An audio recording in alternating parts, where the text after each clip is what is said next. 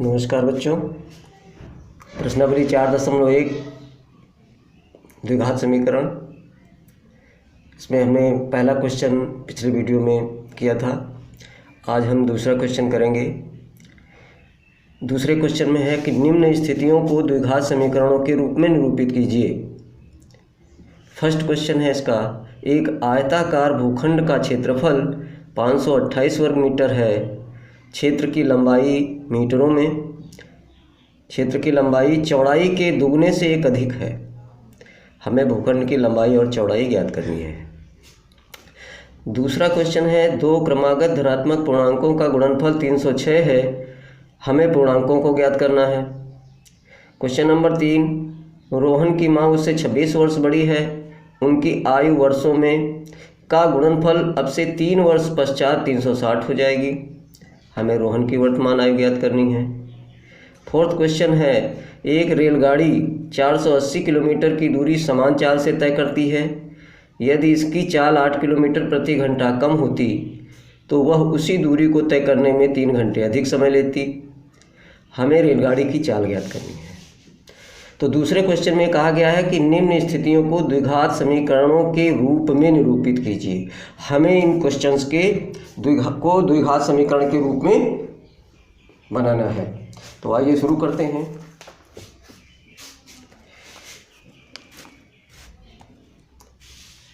पहला क्वेश्चन लेते हैं।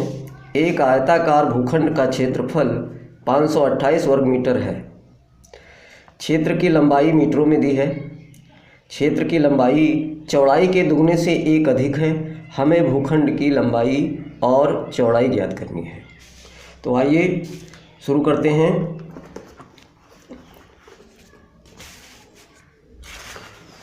माना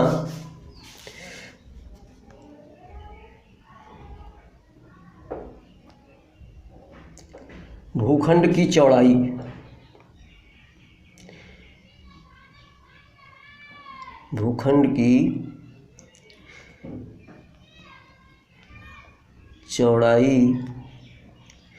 बराबर x मीटर। ये हमने मान लिया कि भूखंड की चौड़ाई x मीटर है। तब इसकी लंबाई कितनी होगी? प्रश्न में कहा गया है कि लंबाई जो है वो चौड़ाई के दुगने से एक अधिक है। तो ये 2 गुने से 2 गुना हो जाएगा 2x, और प्लस 1 ये एक अधिक है, ये इतने मीटर, 2x प्लस 1 मीटर लंबाई हो जाएगी। अब कहा गया है कि क्षेत्रफल दिया हुआ है। तो आप सभी जानते हैं कि क्षेत्रफल क्या होता है, लंबाई गुणे चौड़ाई।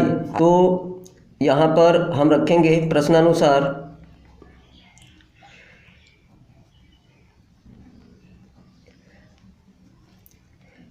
x गुणे 2x प्लस 1 बराबर 528।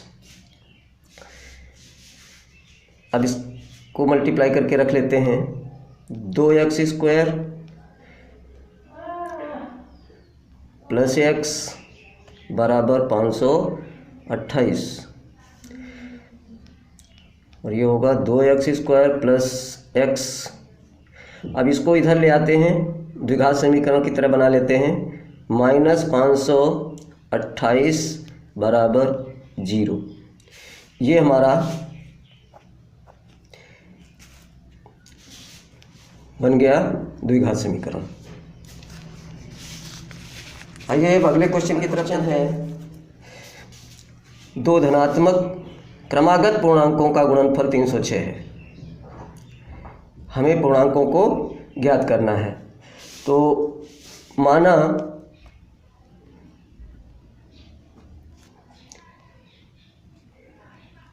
क्रमागत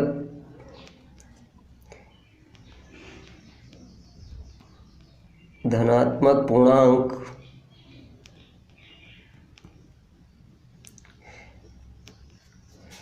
x तथा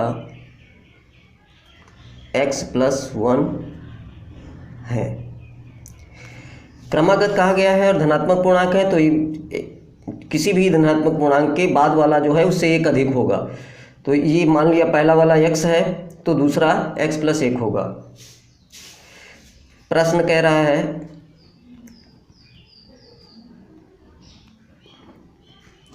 प्रश्न के अनुसार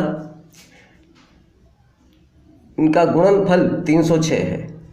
तो x + 1 बराबर है 306,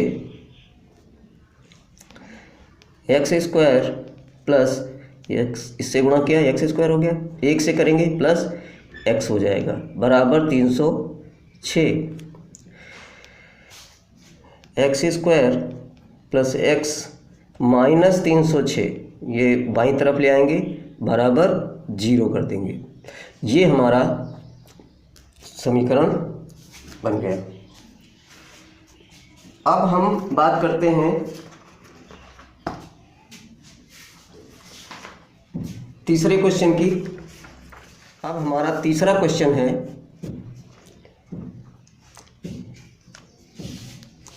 रोहन की माँ उससे 26 वर्ष बड़ी है, उनकी आयु वर्षों में का गुणनफल अब से 3 वर्ष पश्चात 360 हो जाएगा। रोहन की माँ उससे 26 वर्ष बड़ी है, उनकी आयु का गुणनफल अब से 3 वर्ष पश्चात 360 हो जाएगा। हमें रोहन की वर्तमान आयु ज्ञात करनी है। तो माना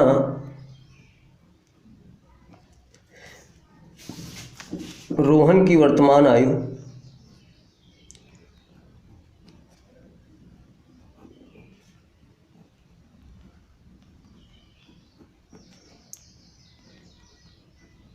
बराबर x वर्ष। माँ की वर्तमान आयु कितनी होगी? वर्तमान आयु कितनी होगी? 26 वर्ष बड़ी है तो x + 26 वर्ष होगा, x + 26 वर्ष। अब प्रश्न में कहा गया है कि अब से 3 वर्ष पश्चात इनके आयु का गुणनफल। तो 3 वर्ष पश्चात पहले लिखना पड़ेगा हमें कि 3 वर्ष पश्चात इनकी आयु कितनी होगी। 3 वर्ष बाद 3 वर्ष बाद रोहन की आयु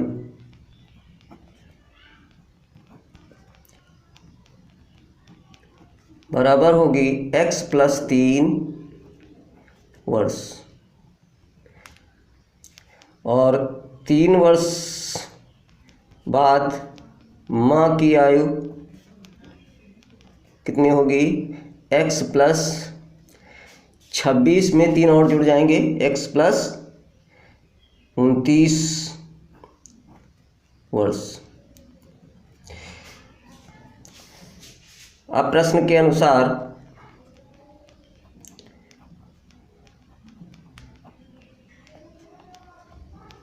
x + 3 और x + 29 बराबर हो जाएगा 360। अब हम इसको गुणा करके रखेंगे, x² + 29x और फिर 3 से करेंगे प्लस 3x प्लस 29 × 87 87 बराबर 360। x² 29x और 3x जुड़कर 32x हो जाएगा, 32x प्लस 87 और ये 360 इधर लाएंगे तो ये माइनस का 360 हो जाएगा बराबर 0। अब इसको हम घटा कर रख लेंगे, x² प्लस 32x माइनस 273, 360 में से 87 घटाएंगे 273 आएगा। इस प्रकार से ये हमारा द्विघात समीकरण हो गया। आइए अब चलते हैं अंतिम क्वेश्चन यानी चौथे क्वेश्चन की। एक रेलगाड़ी 480 किलोमीटर की दूरी समान चाल से तय करती है। यदि इसकी चाल 8 किलोमीटर प्रति घंटे कम होती तो वो उसी दूरी को तय करने में 3 घंटे अधिक लेती। हमें रेलगाड़ी की चाल ज्ञात करनी है। आप इस बात को हमेशा ध्यान में रखेंगे, हमें जिस चीज़ को ज्ञात करना होता है हम उसी को मानते हैं। तो यहाँ हम मानेंगे, माना रेलगाड़ी की चाल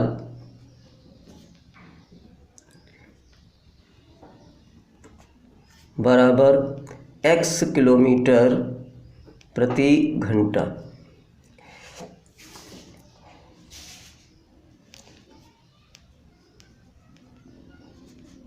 तब 480 किलोमीटर दूरी तय करने में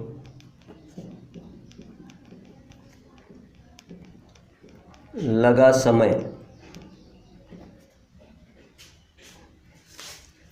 समय होता है दूरी बटे चाल। तो दूरी है 480 किलोमीटर और चाल है इसकी x। तो समय होगा 480 बटे x घंटे। अब यहाँ कहा गया है कि यदि चाल 8 किलोमीटर प्रति घंटे कम होती तो चाल कितनी होगी? x माइनस 8 किलोमीटर प्रति घंटा। यदि चाल 8 किलोमीटर कम हो जाती, 8 किलोमीटर प्रति घंटे कम हो जाती तो चाल कितनी होगी? x किलोमीटर में से x में से -8 कर देंगे तो x माइनस 8 किलोमीटर प्रति घंटे चाल हो जाएगी। इसको 480 किलोमीटर दूरी तय करने में कितना समय लगेगा?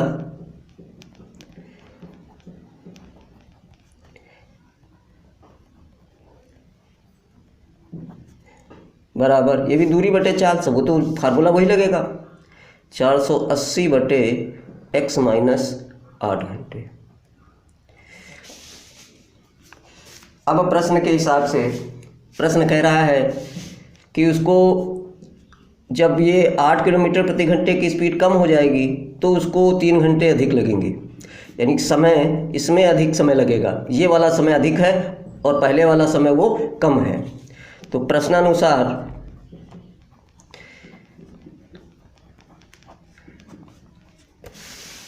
प्रश्न के हिसाब से हम इसको कर लेंगे 480 बटे x माइनस 8।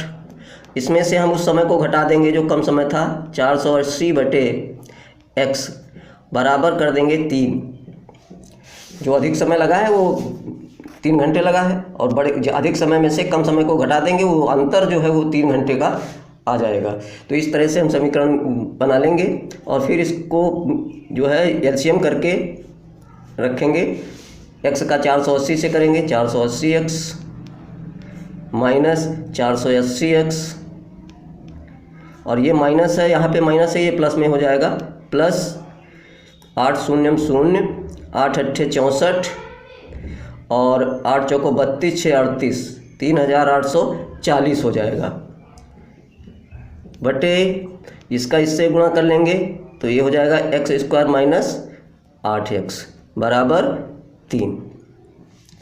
अब हम इसको ये और ये समाप्त हो जाएगा, एक प्लस का है एक माइनस का है, तो ये होगा 3840 बराबर इसका इसके साथ गुणा हो जाएगा 3x स्क्वायर माइनस 24x।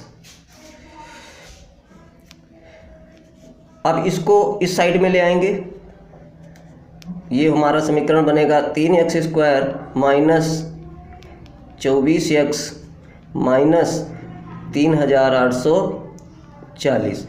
ये हमारा समीकरण बन गया, ये द्विघात समीकरण बन गया।